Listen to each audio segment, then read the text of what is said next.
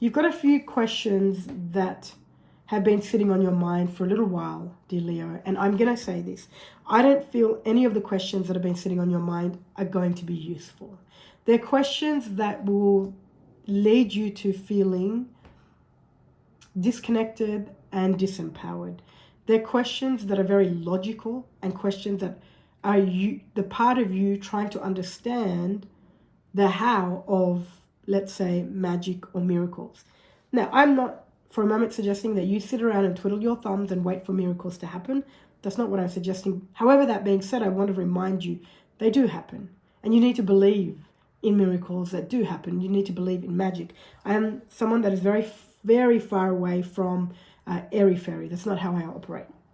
So there needs to be a groundedness, an energy of feeling present, feeling grounded, and being practical. I think all of those things are very important.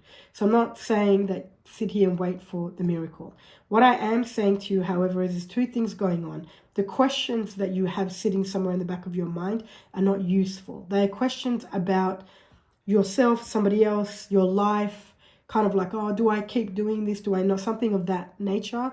They're not useful to you. So what I'm going to recommend the Leos do is just write the questions down on just piece of paper, right? It's energy. And then just rip it up and throw it out. You don't need to know anything further than that about those questions. Maybe there's about 6 or 7 questions. So can I suggest for the Leos to write down 6 or 7 questions that you have on your mind that kind of float about day in, day out, and just rip it up, throw it out. And then I was going to go somewhere with it, but now I've lost it, so there's no point going there.